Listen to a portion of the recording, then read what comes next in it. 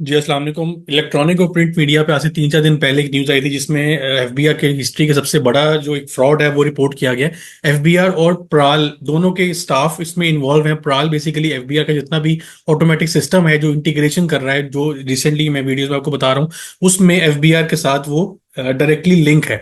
FBR के employees ने और प्राल के एम्प्लॉयज ने मिलकर बहुत बड़ा फ्रॉड किया, और आज की वीडियो में जो हम डिस्कस करेंगे इससे एक चीज बिल्कुल वाजह है कि सबसे ज्यादा जो रिस्क में है पाकिस्तान में, दो लोग हैं। एक तो ओवरसीज पाकिस्तानी हैं और दूसरे वो लोग जो अपनी नील सेल्स टैक्स रिटर्न फाइल कर रहे हैं। तो स्टार्ट करते हैं जी वीडियो को। जिन लोगों ने फ्रॉड इंकर किया उसमें एक टैक्स पेयर की प्रोफाइल को चूज किया गया और उस प्रोफाइल की हिस्ट्री को देखते हुए उसके फेक इनवॉइसेस रिपोर्ट की गई, सप्लाईज उसकी दिखाई गई, सेल डिक्लेयर की गई जो कि अराउंड 1.625 ट्रिलियन थी। उसके अंदर सेल्स टैक्स की वैल्यू थी 292.5 बिलियन, तकरीबन 293 बिलियन का सेल्स टैक्स और 235 बिलियन का फर्दर टैक्स है जो कि शामिल है। अभी इसमें इनकम टैक्स का इम्पैक्ट शामिल नहीं है कि जितना इनकम टैक्स बनता था रेवेन्यू के ऊपर वो पे हुआ या वो नहीं हुआ, वो रेवेन्यू लॉस के अंदर गया, वो एक अलग स्टोरी है। जो एक सेल्स टैक्स के पॉइंट ऑफ व्यू से हम बात कर रहे हैं कि 292 मिलियन तकरीबन आपका सेल्स टैक्स है और 235 बिलियन तकरीबन आपका फर्दर टैक्स है जो कि एफबीआर को सप्लाई चेन में वसूल नहीं हुआ और गवर्नमेंट को इसका रेवेन्यू लॉस इंकर हुआ। अब ये रिपोर्ट कैसे हो सकता था, क्यों रिपोर्ट नहीं हुआ, ये हम आगे चल के डिस्कस करते हैं।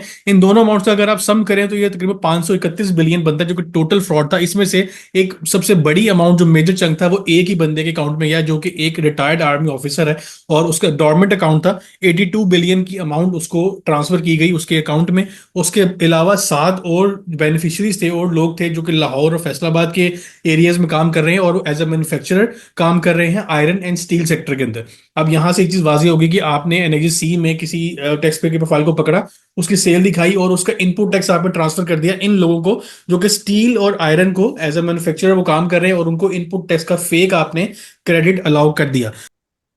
इसमें अगर हम ये देखेंगे कि इंसिडेंट इंकर कैसे हुआ और इसको रोका क्यों नहीं गया। सेल्स टैक्स के लिए जो प्रोफाइल चूज की गई for reporting of fake invoices, वो एक फीमेल हैं जो कि नॉन रेजिडेंट पाकिस्तानी, पाकिस्तान से बाहर मौजूद हैं। वो और उनकी फैमिली पाकिस्तान में मौजूद नहीं है। वो 79 ईयर्स उनकी एज है। मिसेस फिरदौस अनवर कराची की वो रहने वाली थी। उनका जो नेशनल आइडेंटिटी कार्ड है उसका एड्रेस कराची का है, लेकिन वो पाकिस्तान से बाहर रहती हैं। अब उनकी रिटर्न की हिस्ट्री क्या थी कि वो नील रिटर्न फाइल करी थी पिछले 4 सालों से।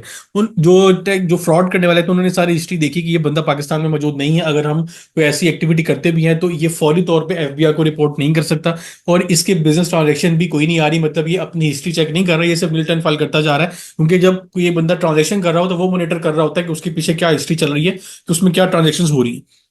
उन्होंने क्या किया कि उस प्रोफाइल की जो 4 साल हिस्ट्री थी नीलटन की, उसको रिप्लेस कर दिया with fake and flying invoices. उसमें रेवेन्यू डिक्लेयर कर दिया ट्रिलियन रुपीस का, जो कि ऊपर मैंने आपको बताया 1.65 ट्रिलियन। अब इसके बाद ये जो ट्रांजेक्शन सारी की ये सिर्फ पेपर ट्रांजेक्शन थी, मतलब पेपर्स के अंदर रिसिव रिटर्न के अंदर दिखा दे कि हमने इतना रेवेन्यू किया, इतनी परचेज वगैरह दिखाई, स्टॉक की एक्चुअल मूवमेंट कोई भी नहीं थी। और ये सारी एक्टिविटी करने के बाद उन्होंने पासवर्ड वगैरह, मोबाइल नंबर और ईमेल एड्रेस चेंज कर दिया। अब पासवर्ड, मोबाइल, ईमेल की सारा एफबीआर के सिस्टम का पार्ट होता है। कोई भी बैकएंड पे अगर आप देखना चाहें किसी भी प्रोफाइल का पासवर्ड, वो बैकएंड में जो डेवलपर्स होते हैं उनके पास राइट्स होता है किसी भी एनटीएन का पासवर्ड वो व्यू कर सकते हैं, इवन कि उसको चेंज भी कर सकते हैं, क्योंकि सारे डेवलपर्स के हाथ में कंट्रोल होता है।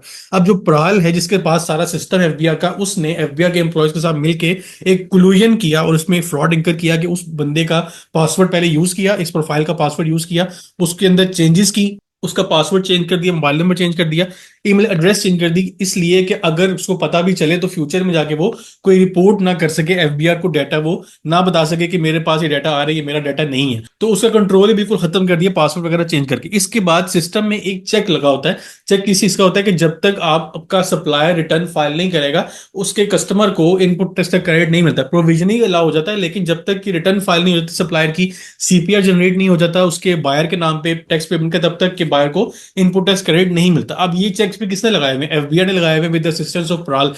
रूल नंबर 18 है सेल्स टैक्स रूल्स का, जिसके अंदर ये सारे चेक्स मेंशन है। अगर हम उस रूल को स्टडी करें तो ये rule number 18 electronic filing of sales tax return का, इसका जो rule number, sub rule number 5 है, इसके अंदर काफी पॉइंट्स हैं, 3-4 पॉइंट्स हैं, लेकिन जिस रूल को ब्रीच किया गया, जिसको एक्सप्लॉइट किया गया by the use of system जो कि प्राल के साथ मिलके किया, उसमें इस पॉइंट 1 में क्या लिखा हुआ है कि अगर कोई कस्टमर, कोई जो टैक्स पेयर है वो अपनी रिटर्न फाइल करना चाह रहा है, लेकिन उसकी रिटर्न फाइलिंग के टाइम पे उसके सप्लायर ने अभी तक रिटर्न फाइल नहीं की हुई, एफबीआर उसको इंटीमेट करेगा थ्रू ऑटोमेटेड सिस्टम। अब ये सिस्टम बता रहा होता है टैक्स पेयर को कि आपके सप्लायर ने इनपुट टैक्स जो आप क्लेम करे वो पे नहीं किया हुआ, मैं आपको प्रोविजनली अलाउ कर रहा हूं, लेकिन अगले महीने की 10 तारीख तक अगर ये आपका पेमेंट आपके नाम पे जमा नहीं होती तो फिर ये आपको डिसअलाउ कर दिया जाएगा। फिर अब अगले महीने के रिटर्न में आपको पेमेंट करनी पड़ेगी जो भी शॉर्टफॉल होगा। अब इस चेक को खत्म करने का मतलब ये था कि जो मैन्युफैक्चरर्स ऊपर जिनको इनपुट टैक्स का बेनिफिट फॉरवर्ड किया जा रहा था, जिनका नाम एनएजे सी में उस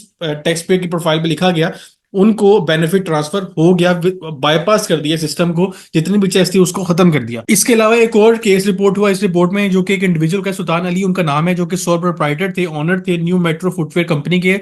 लेकिन 9 फरवरी 2017 को उनका इंतकाल हो गया था, नादरा की तरफ से डेथ सर्टिफिकेट भी इशू हुआ था।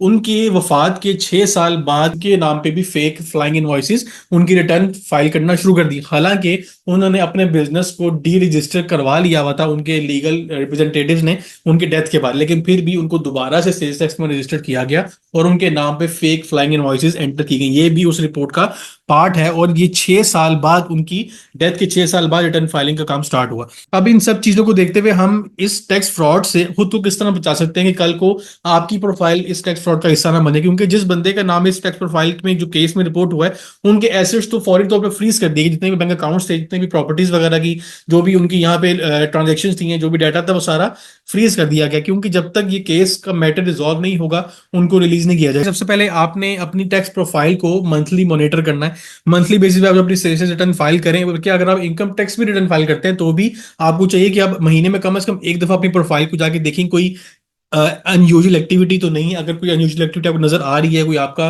फेक आपके नाम पे कोई टैक्स जमा हुआ है, आपके नाम पे 153 का सर्विसेज का टैक्स पे होता जा रहा है, वो आपको ये शो कर रहा है कि मैंने आपसे चीज परचेज की, जबकि आप वो बिजनेस नहीं कर रहे, तो आप उस चीज को रिपोर्ट करें। उसके अलावा अगर आप सेल्स टैक्स में रजिस्टर्ड हैं तो अपनी सेल्स टैक्स रिटर्न लाजमी फाइल करें, उसके अंदर आप ब्रेक ना लेके आए। कुछ लोग ऐसे करते हैं कि सेल्स टैक्स में रजिस्टर्ड हुए आज से कोई 5-6 साल पहले, उनका रिसेंटली बिजनेस बंद हुआ 1-1.5 साल पहले, अब बिजनेस बंद हो गया तो वो समझते हैं रिटर्न फाइल करने की जरूरत नहीं। जबकि सबसे ज्यादा जो रिस्क पे लोग वो होते हैं जो सेल्स टैक्स में रजिस्टर्ड हैं लेकिन वो अपनी डाटा को अपडेट नहीं कर रहे, अपनी हिस्ट्री मेंटेन नहीं कर रहे एफबीआर के साथ, उनकी प्रोफाइल ज्यादा रिस्क के ऊपर होती है। अगर आप एक्टिव टैक्स पेड लिस्ट में फाइलर में रहेंगे, रजिस्टर्ड हैं और आप रिटर्न फाइल कर रहे हैं, तो आप एज कंपेयर टू उन लोगों के जो रिटर्न फाइल नहीं करे लेकिन वो रजिस्टर्ड है, आप कम रिस्क के ऊपर है।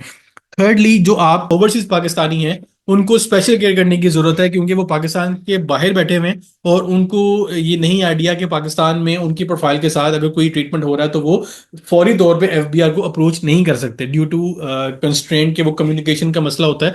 एफबीआर को डायरेक्टली फोन कॉल वगैरह या लेटर के थ्रू डायरेक्टली अप्रोच नहीं कर सकते, इतना क्विकली अप्रोच नहीं कर सकते।